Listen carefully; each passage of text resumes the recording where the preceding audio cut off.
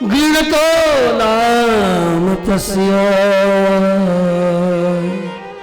महात्मैकान्तपरायणस्य दौस्कुल्यमाधिं विधुनोति शीघ्रं महात्मानामभिधानयोगः कुतः पुनः गृणतो नाम तस्य महात्मैकान्तपरायणस्य।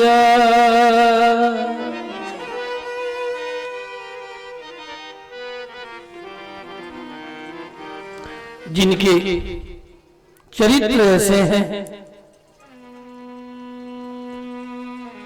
उस महात्मा उस परमात्मा का नाम स्मरण करने मात्र से, जिस नाम की इतनी बड़ी महिमा है, फिर भी हृदय में दौस्कुल्य का दोष की कल्पना निश्चय ही उस परमात्मा की लीला और नाम की महिमा घटाने वाली होगी। यदि हमारे अंतःकरण में ऐसे भाव ठहर गए तो नहीं जाना, नहीं समझा उस परमात्मा के दिव्य नाम और लीला का महात्मा।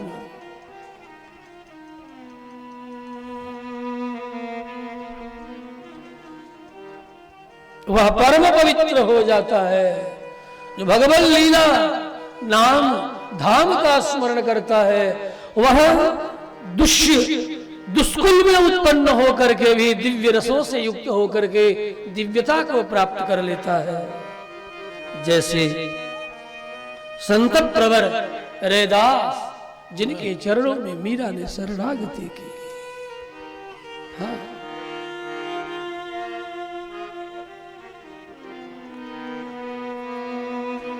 इसलिए बंधु भगवान की लीला का, भगवान के चरित्र का, भगवान के नाम की महिमा का कोई बखान नहीं कर सकता। नाम, रूप, लीला और धाम ये तीनों ही चिन्मय हैं। ऐसे चिन्मय परमात्मा के दिव्य इस चतुर्विध भावों को जो अंतःकरण में धारण करता है, फिर उसके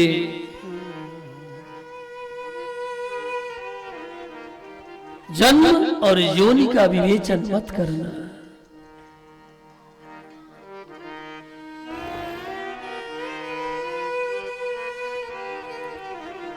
श्री कृष्णचंद्र भगवान की जय। कल का प्रसंग, परीक्षित राजा हुए,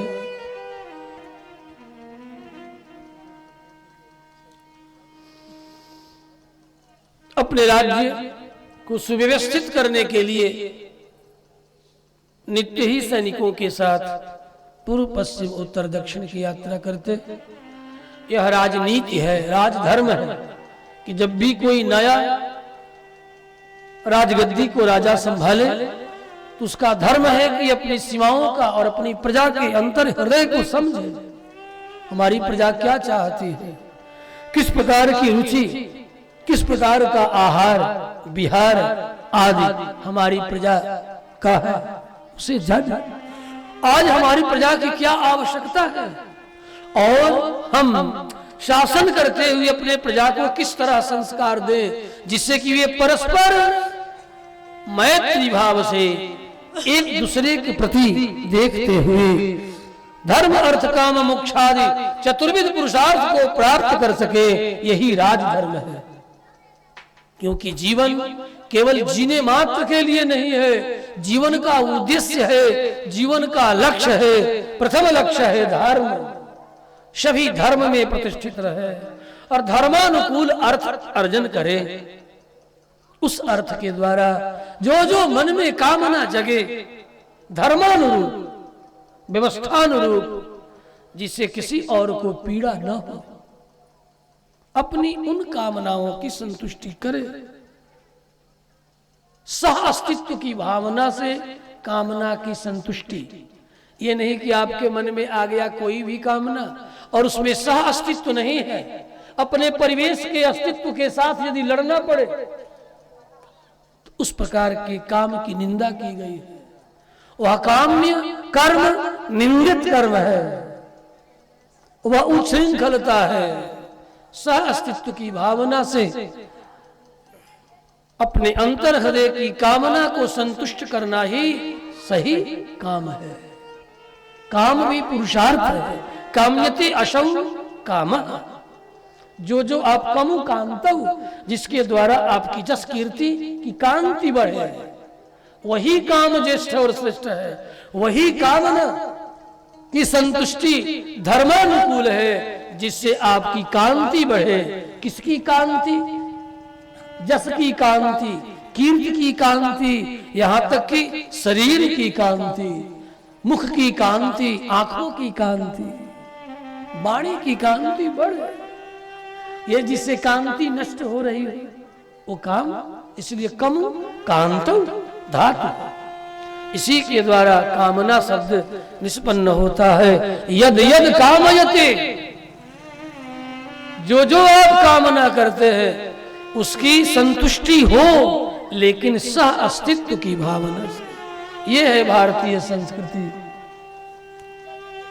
ये नहीं कि केवल हम ही रहेंगे, हम केवल मनुष्य ही रहेंगे, वृक्ष नहीं रहेंगे, पशु पक्षी नहीं रहेंगे, ये सब नहीं रहेंगे, मैं केवल अकेला रहूंगा, तो तुम अंत में अकेले रह करके नष्ट हो जाओगे। यदि प्रकृति का संरक्षण नहीं किया, सहअस्तित्व की भावना से नदियां भी रहें, तालाब भी रहे, तालाब के किनारे किनारे वृक्ष भी रहे, जो आकर के प्रस्ताव करता हो। आज ही एक महापुरुष आके कह रहे थे इस क्षेत्र के, ये ताड़ के वृक्षों को काट दिया जाए। हमने कहा खबरदार, एक वृक्ष काटने से पहले 10 लगाना, फिर काटना। तो आप पूछोगे कि बाबा आपने बट वृक्ष ये छोटा सा था उसे क्यों हटा दिया? उसके पूर्व हमने 3 वृक्षों को लगाया, ध्यान है ना? कहा हो किससे मंगाया था? हरदीप जी से, कि पहले वृक्ष लाओ, यहां मैं पंचवटी बनाऊंगा। पहले से ही पुराना बट वृक्ष पश्चिम दिशा में है, और संयोग से ताड़ को पकड़ करके एक पीपल का पेड़ भी उग आया है, वह पूर्व दिशा में, ठीक आमने सामने दोनों है। तो दोनों के मध्य में भगवान विष्णु का स्थान जो बकुल पुष्प है, बकुल पुष्प, दोनों के केंद्र में बकुल पुष्प है। उन दोनों के मध्य की दूरी 36 कदम है। आप जाके माप लेना। स्कंद पुराण के अनुसार हमने पंचवटी लगाया है कल।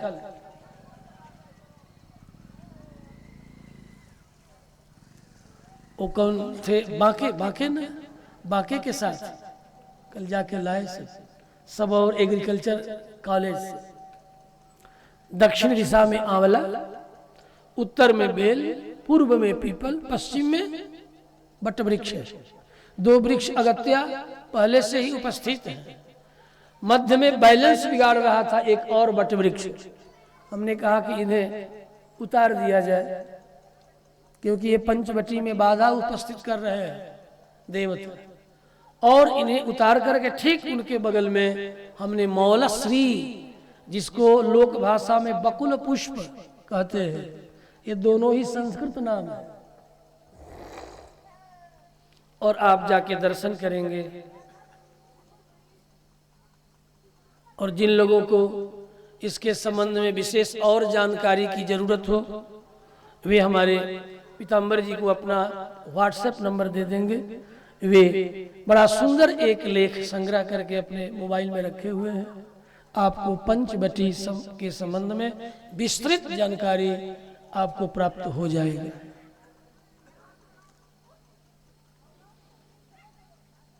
और अग्निकोण में सीता अशोक, यदि वह अशोक नीचे पत्तियों वाला हो तो उसके जगह पर सीता अशोक ढूंढ करके अभी लगा दिया गया है। सीता अशोक लगाना, उसका जो केंद्र होता है उस केंद्र के मुख्य बिंदु पर मौलश्री भगवान विष्णु का स्थान है, जो केंद्र में है। सारे देवताओं के केंद्र का नाम है नारायण, और नारायण के प्रिय वृक्ष का नाम है बकुल पुष्प। उनका पुष्प भी बड़ा प्रिय है भगवान विष्णु को। तो सबके मध्य में, यद्यपि पंचवटी में वहां भगवान का दिव्य मंगलमय विग्रह हो सकता है, भगवान के प्रिय वृक्ष हो सकते हैं, अथवा भगवान के प्रिय भक्त वहां पर साधना के लिए अपनी 4 हाथ की वेदी बना करके अपने मेरुदंड को केंद्र में रख करके पूर्वाभिमुख बैठ करके भजन करें, जप करें, तप करें। तो अन्य स्थल के अपेक्षा वहां पर किया गया जप तप व्रत अनंत गुणित हो करके प्राप्त होता है। हमारी संस्कृति में जगह जगह इसीलिए हमारे पूर्वज पंचवटी का निर्माण करते थे। वह ऊर्जा केंद्र है, आज की विज्ञान की भाषा में ऊर्जा केंद्र है। वहां पर बैठते ही कुंडलिनी फड़फड़ाने लगेगी।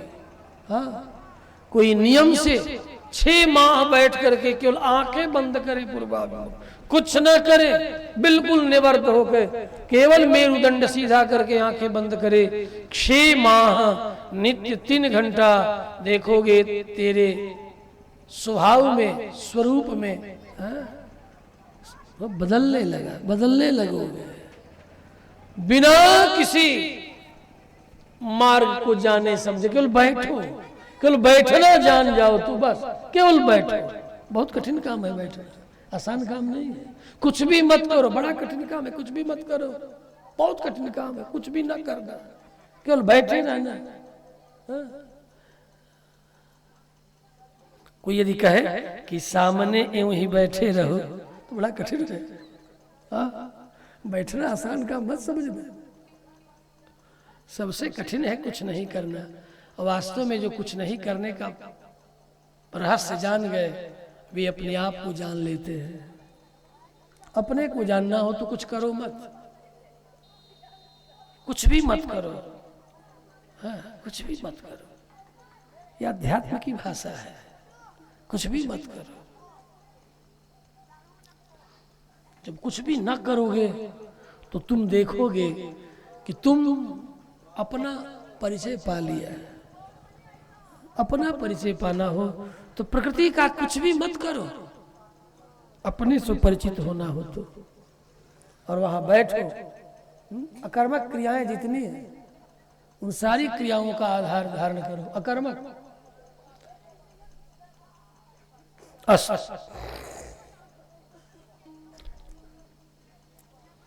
परीक्षित अपने राज्य का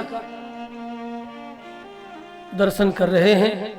मार्ग में एक बैल और एक गाय आपस में चर्चा कर रहे हैं, जिसमें कि बैल की आंखों में आंसू है।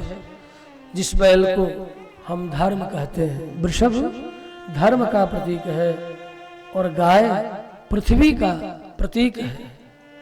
गोवंश की रक्षा से पृथ्वी की परिस्थिति की अनुकूल रहती है। यदि पृथ्वी को कबाड़ा होने से बचाना है तो गोवंश की रक्षा करो, ट्रैक्टर की नहीं। गो पालन करो। आप सब तो महेशपुर ग्रामवासी खेती करने में दक्ष है।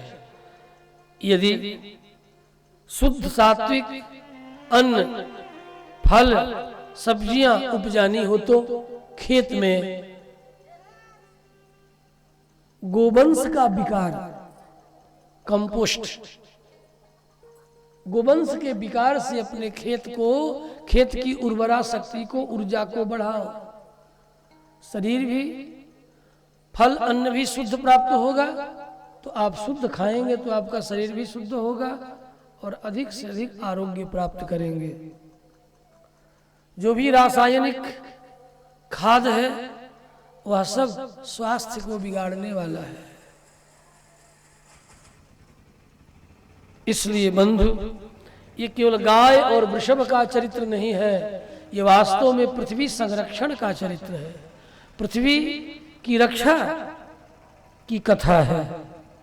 जब जब गोवंश पर अत्याचार, अनाचार, पापाचार होता है, तब तब धर्म रोता है, तब तब उसका पुत्र है धर्म, पृथ्वी का, गाय का पुत्र है धर्म, धर्म रोता है। और धर्म को रोते हुए पृथ्वी भी रोती है, पूछती है बेटा तू क्यों रो रहा है? मुझे अमना देख करके तू नहीं रो रहा है, मैं बहुत अमना रह रही हूं आजकल। कहा मां, तुझे उदास देकर के ही मैं रो रहा हूं। पृथ्वी उदास कब होती है? जब पृथ्वी पर गोवंश का अभाव होता है तो पृथ्वी उदास हो जाती है, पृथ्वी की उर्वरा शक्ति नष्ट होने लगती है, पृथ्वी का हरा भरापन कम होने लगता, पृथ्वी सस्य श्यामला सदा बनी रहना चाहती है। पृथ्वी की जब ये हरियाली नष्ट होती है तो पृथ्वी उदास हो जाती है। यही पृथ्वी का औदास्य है, उदासीपना है। सोचत्यश्रुकला साध्वी दुर्भगे उज्जिताधुना अब्रह्मण्या नृपव्याजाः शूद्रा भोक्षन्ति मामिति। ज्ञान और विज्ञान से रहित एक बात आज ध्यान से सुनो, जिसके संबंध में आज बहुत सी बातें समाज में कही जाती है। 4 वर्ण है, ब्राह्मण, क्षत्रिय, वैश्य और शूद्र। शूद्र किसे कहते हैं? ध्यान से सुनो, क्योंकि बहुत सी बातें हम आपको बिल्कुल सनसनीखेज सुनाएंगे जो आज तक आपको सुनने को नहीं मिला होगा।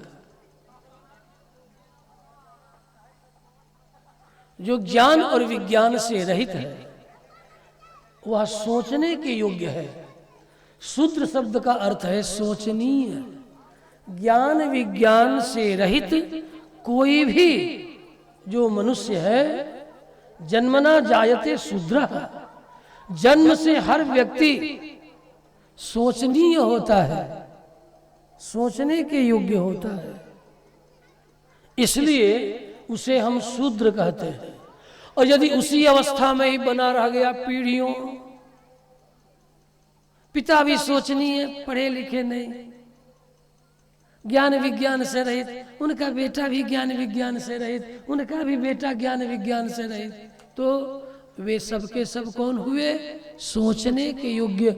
उनके संबंध में समाज को सोचना चाहिए। वे सोच्य है, सोचने के योग्य है, इसलिए सोचनात् शुद्र, जिन पर कृपा करनी चाहिए, जिन्हें ऊपर उठाने के लिए, ज्ञान विज्ञान से युक्त बनाने के लिए लाख यत्न करके अपने उस बंधु को ऊपर उठाओ, ज्ञान विज्ञान से युक्त बनाओ कि वे सोचनीय दशा से ऊपर उठ जाएं। यही शूद्र होने का तात्पर्य है। वह ब्राह्मण कुल में भी जन्म लेकर के सोचनीय हो सकता है। इसलिए गोसाई जी ने कहा सोचिए विप्र जो वेद विहीना। ध्यान देना, वेदादि धर्म ज्ञान विज्ञान से रहित है तो वह ब्राह्मण भी सोचनीय है, वह भी सोचने के योग्य। उसके संबंध में समाज को सोचना चाहिए कि काश आज गांव-गांव में गुरुकुल होता तो वेद विद्या पढ़ाई जाती। ये ब्राह्मण का बच्चा कुछ पढ़ लिख नहीं रहा है, ज्ञान विज्ञान से रहित है, ये शूद्र हो गया है। जन्म से भले वह ब्राह्मण कुल में उत्पन्न हो गया, लेकिन कर्मणा सोचनीय है। अतः उसके पढ़ने लिखने ज्ञान विज्ञान की व्यवस्था करनी चाहिए। समाज में जो भी ऐसे है उनके लिए सबको सोचना चाहिए, क्योंकि वो सोचने के योग्य है, वे सोचनीय दशा में पहुंच चुके हैं।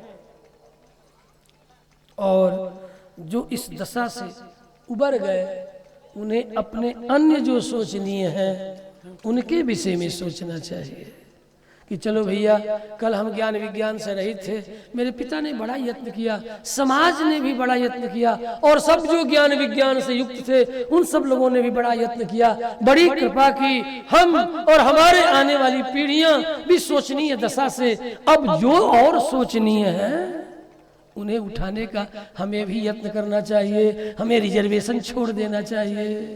सीधा अर्थ समझो मैं क्या बोल रहा हूं, हमें रिजर्वेशन छोड़ देना चाहिए।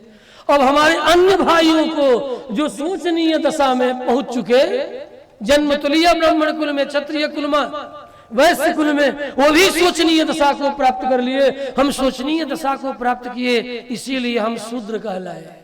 सीधी सी बात समझो, बहुत सीधी बात है, लेकिन भारतीय मनीषा को दोष देने के लिए पश्चिम के लोगों ने कुचक्र किया, डिवाइड एंड रूल।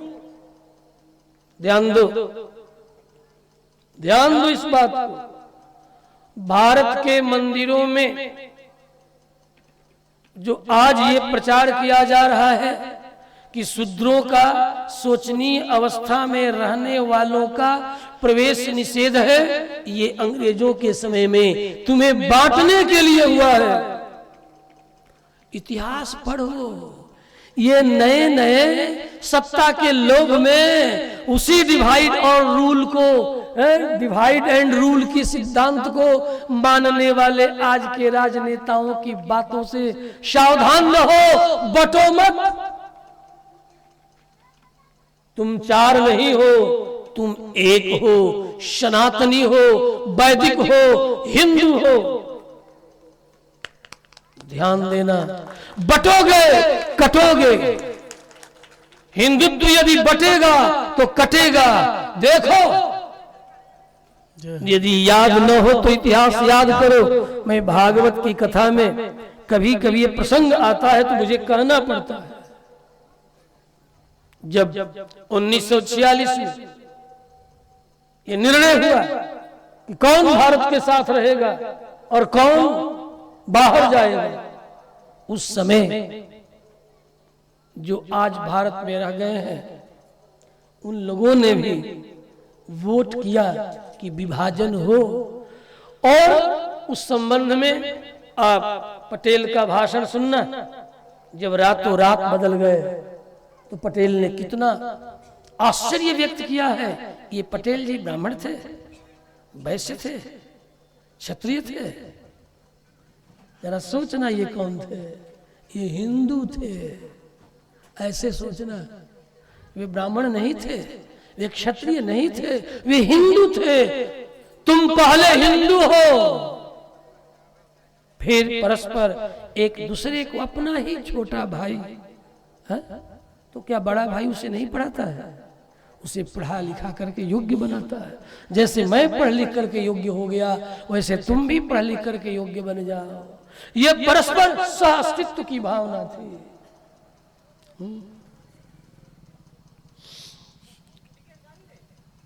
आज केवल और केवल कुचक्र करके भारतीय धर्मशास्त्र, भारतीय मनीषा के ऊपर अंगुली उठाया जा रहा है, लेकिन कोई भी शास्त्रार्थ करने के लिए आगे नहीं आ रहा है।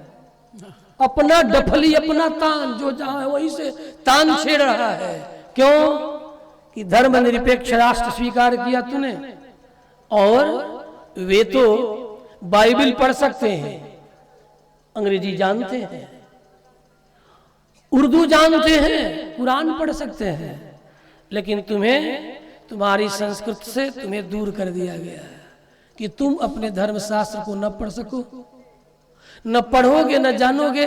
हम जो कहेंगे, अर्थात राजनेता जो कहेगा, वही अंग्रेज जो कहेंगे वही तुम सुनोगे, फिर अपने ही भाइयों से लड़ोगे कि तूने तो ये लिखा है, तूने तो ये कहा है।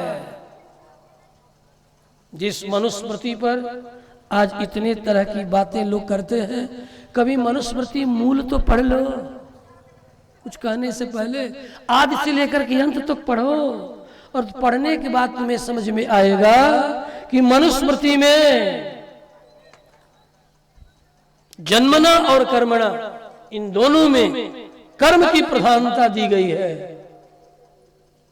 तभी गोसाई जी ने भी 500 वर्ष पहले कह दिया कि सोचिए विप्र, वह ब्राह्मण कुल में जन्म लिया हुआ व्यक्ति भी शूद्र कल्प है, शूद्र के तुल्य है। यदि वह ज्ञान विज्ञान से युक्त नहीं है तो उसे सेवा ही करनी चाहिए।